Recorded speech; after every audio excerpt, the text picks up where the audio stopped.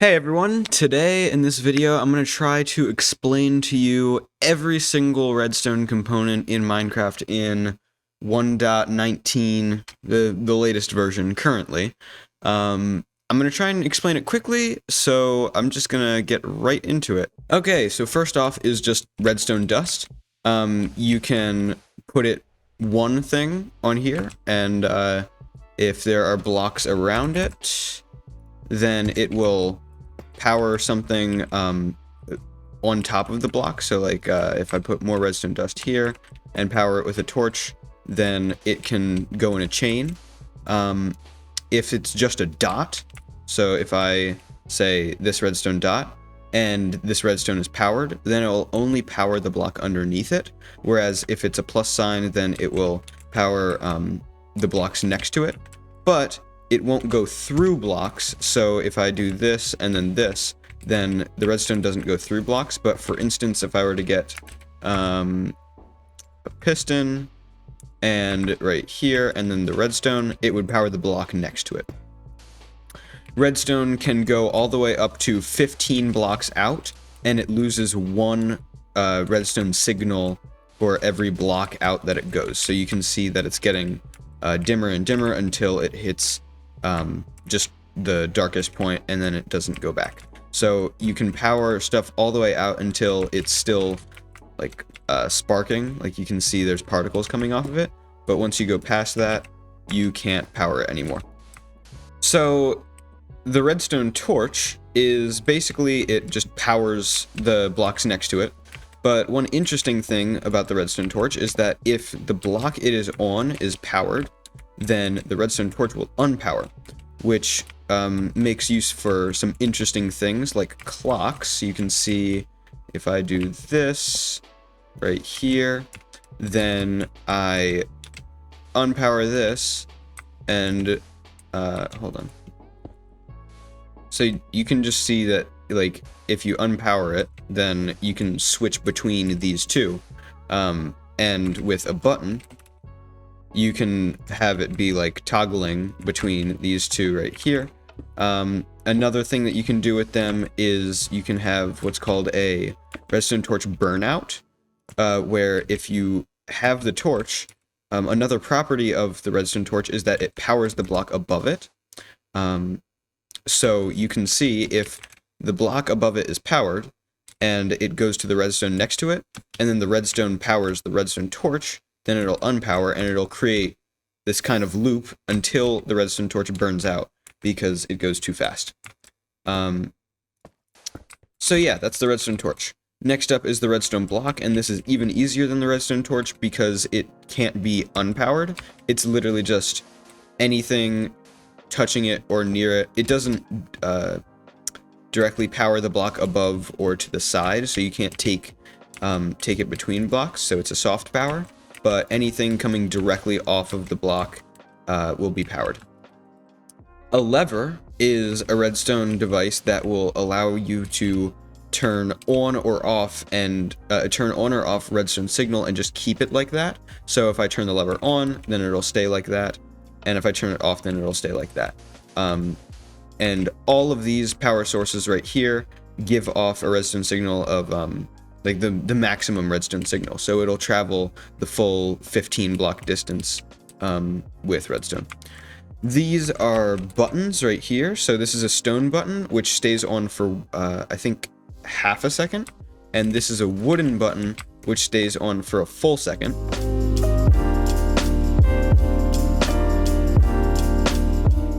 Yep. And then one interesting thing about a wooden button is if I get a bow and arrows and I decide to shoot the wooden button, then the arrow will keep the wooden button down and it won't come back up. Not with the stone button though, that does not work with the stone button. So there are different kinds of pressure plates, basically. The first few kinds are ones where if you stand on them, then they will activate, but if I drop an item on them, then they won't activate. This is the stone pressure plate, and then the wooden pressure plate. right here. So if I have a wooden pressure plate and I stand on it, then it'll do the same thing. I believe, yeah, if you shoot the wooden one with an arrow, then it'll also stay on. These two right here are called weighted pressure plates, and essentially they will output a signal based on how many dropped items are on them, or how many entities are on them. So right now I'm standing on it, and it doesn't output a full signal like how this pressure plate does. Since this is a light-weighted pressure plate, it outputs one signal because one entity, or me, is on it. And I just put down a redstone dust, so 2 signals go out, and that's basically how it works. And then the heavy-weighted pressure plate is essentially like the same thing, except it requires more entities to be on it in order for it to go further. So, for instance, if I had like 7 chickens on this light-weighted pressure plate, then it would power like 7 blocks. This right here is a tripwire hook. You basically attach 2 hooks on the same level playing field to blocks, and then you put string in between them, and when you cross over the string, the tripwire hooks will power the 2 blocks that they are on. So you can take a redstone signal out for a trap or something like that. This is the first redstone component that allows for like more complex things, per se. So this is called a repeater. And essentially what you can do with a repeater is if you have a dying signal, then the repeater will turn it back into a 15 power strength signal. So you can see if it's like really far away, then even as it's dying, it'll just rejuvenate the power strength of the signal and allow for it to go on infinitely. So this is how you basically make really long lines of redstone, or one of the ways at least. Another thing that the repeater does is you can change how long it takes to repeat the signal. So if I have this on the first setting, then it'll almost immediately go to the redstone. It'll take 1 tick to do so. But if I have it on the 4th setting, then it will take 4 ticks to do so. And you can see that the second line kind of is delayed by a bit. So if I take it off, yeah. So you can see the second line of redstone is delayed from the first line by a bit. One last aspect of the repeater that isn't talked about much is you can lock them by putting a second repeater into the side of the first. And if you power the second repeater, then this one will be locked. So as you can see, it's not repeating the signal anymore, but if I unlock it, then it'll power it. And then if I lock it again and I unpower this, then it'll keep powering. So that allows for some interesting things as well, like T flip-flops and stuff like that. Another redstone component, kind of similar to the repeater, but not really, is the comparator. So the comparator is basically a big subtraction problem. If I decide I want a redstone signal of 3 and a redstone signal of 2, then it won't output a signal. But if I want a redstone signal of 3 and one of 4, then it will output a signal. And I believe that it just outputs the signal coming into the back. So if I were to have like all the way back here, then basically there are 2 different modes for the comparator. On the unlighted mode, if the back is less powerful than the side, then it won't output.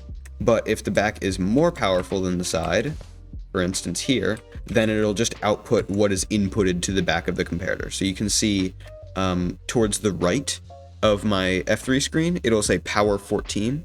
And then if I go over here, it'll also say power 14, which is not max power, but it's just what goes into the back of the comparator. The second mode here is the subtract mode, which, as you can see, when I turn it on, it changes slightly. Basically, it still only outputs if the back is stronger than the side. So, for instance, it won't output anything here if I make the sides more powerful. But it's for a different reason. Because essentially what this does is it takes whatever is in the back the power level, so this is 14, and it takes whatever's in the side, so this is 12, and it just subtracts the power level. So you can see right here, the power is 2. So it basically subtracts the back from the side, and then that's how you do it. And then if you don't put anything into the back, then no matter which mode you're on, it'll just output what's in the back to the front. So it can't act as a repeater in the way that it like rejuvenates the power level. It doesn't do that. So these can be used to make some pretty cool things. One of which is called a pulse extender. So basically, if I do this right here, and then I turn off the torch, then it will keep on subtracting, and then it dies out longer than it would have if I just took away the torch. So that's a comparator. That's pretty cool. Next is an iron door, which basically is just a door, but you can power it with redstone. One interesting aspect of an iron door is, and other things, is that, so essentially iron doors and some other things like pistons over here, they have something called Quazi connectivity, and it's really weird. I'll link a video about it in the description, but essentially you just kind of like, you power it from a different block. Like if I were to take out a piston and take a block above it, then I would flick the lever, and only when I like put something next to the piston will it register that it's being powered, but it's like not really being powered. It's really interesting, but it's pretty complex, so I'm going to link a video about it in the description to explain what's going on. The iron trapdoors are also pretty self-explanatory. It's basically just a trapdoor that you can power on and off with redstone. The trapped chest right here is pretty interesting for traps. You can basically take a redstone output out of it. So essentially, when the trap chest is opened, it gives off 1 redstone signal of power. So if the block is 2 blocks away, and I have a door here, then I open it, it won't work. But if it's 1 block away, then it will work, and the door will open when I open the chest. So you can see, you could do something like this, where the chest opens and the repeater activates, and then you can extend the signal further because the repeater adds to the signal. This is what's called a hopper. It can basically transport items to different places, and it can also pick up items. So if I have this hopper, if I throw an item on, if I throw an item on the ground right here, nothing will happen to it. But if I throw an item into the hopper, then the hopper will pick it up and put it in its inventory. Something else about the hopper is if I get like a chest, then I can place it next to it, and wherever the hopper is facing, it will put its items into the chest. So like for instance, if I had a chest right here and I put something in the hopper, it wouldn't bring it anywhere because the chest is to the right, but the hopper is pointing to the left. Hoppers can also point downward. So if I have the hopper right here and I decide to put it on top of the chest and I put an item in there, then it'll end up in the chest. And hoppers can also be locked. So if I decide I want to have the hopper right here and I place a redstone block next to it, then I can put something down and it won't go in the hopper until I remove the redstone block, and then it'll bring it into the chest. Another thing is you can chain hoppers, so you can have multiple hoppers next to each other. And if I power this last hopper and put something into here, then this hopper is going to push it into this hopper, and then this hopper is going to push it into this hopper, but this hopper won't be able to push it into the chest, so it'll just stay in this one. So if I do this, then it should stay into this hopper. Another thing that you can do with comparators, actually, is you can take the output from any container.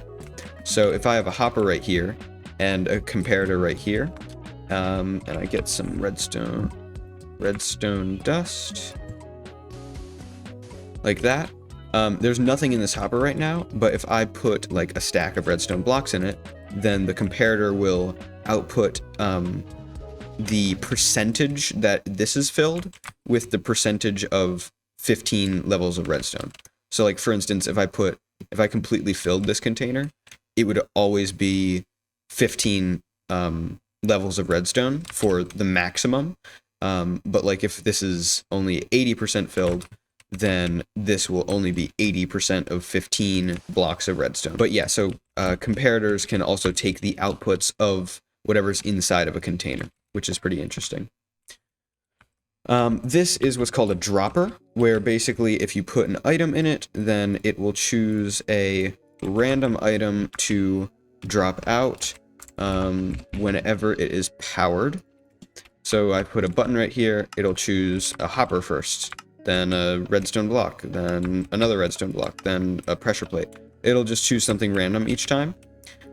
This is a dispenser, which if it's just a normal random block, then it will drop it out like a normal dropper would. But if it's something that can be, if it's something in your inventory that can be right-clicked, then for instance, like if I were to have a water bucket and put this into here, and then I could press the button, it would dispense out the water, and then I could press the button again, there's an empty bucket in here, and it could use the empty bucket on the water source to bring it back into the dispenser.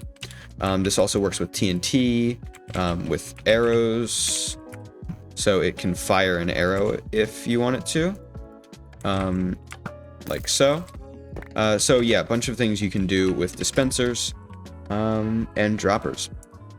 A redstone lamp is pretty self-explanatory. You can power it with redstone power as long as it has at least like one power source. If I go to get a button right here, then I can put a button right next to the redstone lamp. So as long as the lamp is powered, it will turn on and create a light. An observer is pretty interesting. Basically, there's a front end to the observer and a back end. Whenever there is a block update where the little eyes are, it will output a really short redstone signal, a zero-tick signal out the back of the redstone lamp, the back of the observer. So if I place a block in front of it, then, or remove a block in front of it, then it'll output a redstone signal. So let's say I have some wheat seeds in front of it, then I can get some bone meal, and if I grow the seeds, then the observer will see that I grew the seeds, or took away the seeds. It detects any block updates, and just outputs a really short pulse out to the back of it. A lectern doesn't look like it would be a redstone device, but if you put a redstone behind it, and then you get a book. If I put the book right here, then you can see at the, if I just put redstone out from the back of the lectern, then whenever I turn a page, it will do a, it'll output a really short pulse out the back. As you can see right there, the redstone is pulsing. But another thing is, as the comparator can see what's inside of a container, it can also see like the page number of the book. So if it's on page 6 of 15, then it'll take whatever percentage of 15 and add it and multiply it by the 15 power levels. So you can make a book with 15 pages, and whatever page you're on will be the output of whatever the comparator is. So if I go here, it'll be 2 power. If I go here, it should be 7 power. Yeah, like so.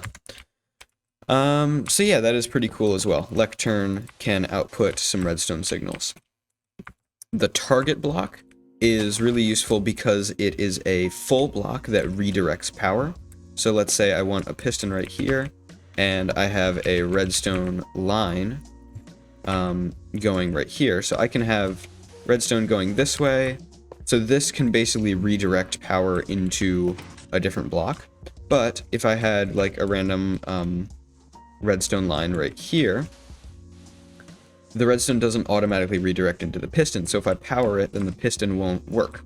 So you can basically just put a piston next to a target block in order for it to be powered on a line of redstone that wouldn't necessarily normally be redirected.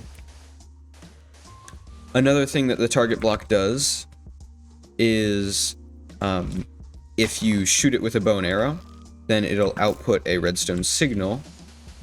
That was a bad example. If you shoot it with a bow and arrow, then it'll output a redstone signal. As long as the arrow's on it, it will output like a signal about 1 second. It'll output less signal if you hit it towards the side, so you can see that was like only 2 right there. Yeah, you can see it's only like 2 or 3. But if you hit it in the center, then it'll be a lot more signal. TNT is pretty self-explanatory. If you take some TNT and you ignite it with a flint and steel or with a redstone thing, then it will blow up. Like so. So that's basically TNT. It's used in a lot of farms where you need to harvest materials now that TNT has 100% drop rate for explosions. So in like a tree farm, you would use a TNT duplicator, which is its own separate thing that I'm not going to go into right now. But it would duplicate TNT and essentially just blow up the tree so that the drops would drop. I kind of already went over these, but this is a piston and a sticky piston. And essentially these push and or pull blocks. So if I have a torch, and if I put redstone right here, this is a normal piston, so it will extend a block and it retract, but it won't retract the block. If I have this sticky piston, it'll extend and retract the block. So you can see right there. The pistons can push up to 12 blocks, so 1, 2, 3, 4, 5, 6, 7, 8, 9, 10, 11, 12. So you can see it can push that, but it only retracts the block up to directly next to it. But if I put a 13th block right there, it won't push. Something that you can combine with pistons and mainly sticky pistons is slime and honey blocks. So if I have a sticky piston right here, and then I put a slime block next to it, or here, let me do this. And if I put a slime block right here, and I put stuff around the slime block, then the piston won't only push and retract the slime block, but it'll push and retract the blocks around it. So the slime basically just sticks to other things.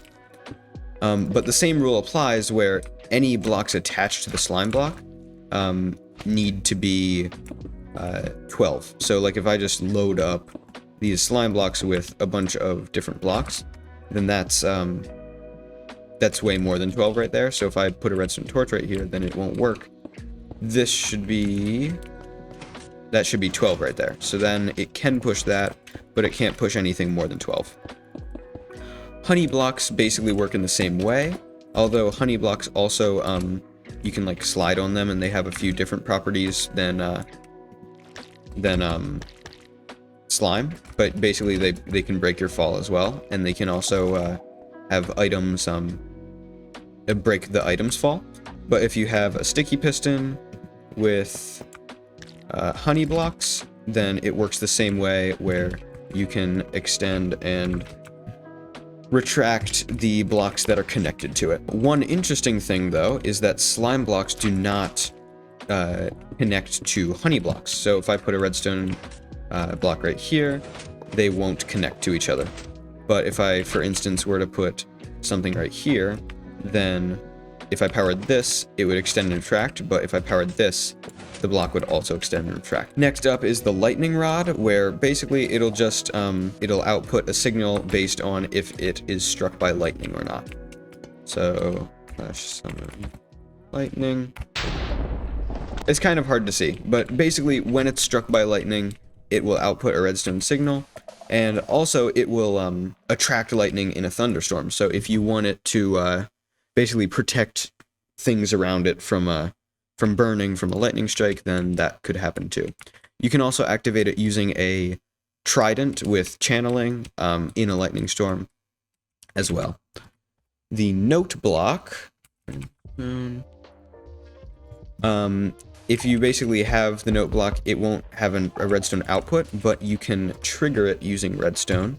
So you can see it triggers just once when using redstone. So that's how people make those redstone music things. They just have a chain of note blocks with redstone. A daylight sensor is pretty interesting. It will output light based on what time of day it is, but you can also invert it, so it's basically a nighttime sensor. So essentially what that's doing is saying, oh, is it daytime? Then output a redstone signal and have it be right there. And if it's nighttime, so /time set night, then the piston would turn on. This is a Sculk sensor, which is new to 1.19. And essentially, it basically detects in I think a 9-block radius range. So it's a sphere. It detects random sounds. So like if I drop an item, it would detect that. If I walk around, it would detect that. There are a ton of different things that it can detect. So like if I place a block, it will detect that as well.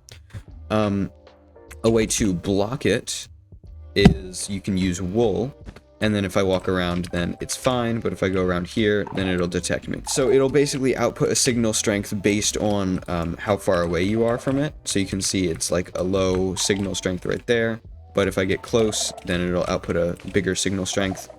So that's pretty cool. These are just all of the different rails to wrap them up. This is a powered rail, which basically, if you have a minecart on it, then it will stop it unless it's powered, in which case it will make it go forward. This is a detector rail, so if you have a minecart on it, then it will give a redstone output. So right here you can see, since the minecart's on it, it gives a redstone output, but if it's not, then it won't. And right here is an activator rail. So basically, if you power it with redstone, then it like shakes out whatever is inside. So redstone block. If I'm in the minecart and I power it, then it'll shake me out. This is a normal minecart. Any animal or mob can go inside of it, including yourself. This is a chest minecart where you can just put stuff in it with a chest. This is a furnace minecart. You can right-click it with coal or anything that you can put in a furnace, and it'll push minecarts without having to use powered rails. And this is a hopper minecart, which is used a lot in farms, because one thing that you can do with it is it picks up blocks. It picks up items through blocks. So if I put an item right there, it will actually pick it up through the solid block.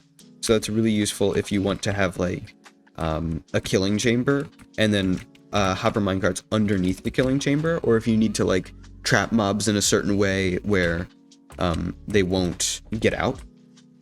Another thing is that with normal hoppers only have an intake rate of like what is it? It's really slow. But if you have a hopper minecart, it will intake really, really fast, but it won't push anything out. So you have to have a regular hopper to do that for you. So if I get a hopper, if I just put a ton of stuff in here, then the hopper still only has an intake of two items every 1 second, I think. But if I lock both of these and then put items in a chest, and right here like that, then I depower the hopper minecart, it'll be really, really fast. But it won't push anything down into the hopper below. So this hopper still needs to only do 2 items every 1 second. Meanwhile, this one is flinging by and carrying stuff all like really, really quickly. So hopper minecarts are also used for like furnace arrays and stuff like that. So with that is every single Minecraft redstone component in Minecraft explained. Hopefully this helped. I will link that video on quasi connectivity in the description. If you have any questions, please ask in the comments. This was pretty fun to make. If you liked the video, then just leave a like, and if you like the rest of my content and you decide to go watch that, then maybe subscribe so that you can be notified when I upload. Sounds good, and I will see you later. Bye-bye.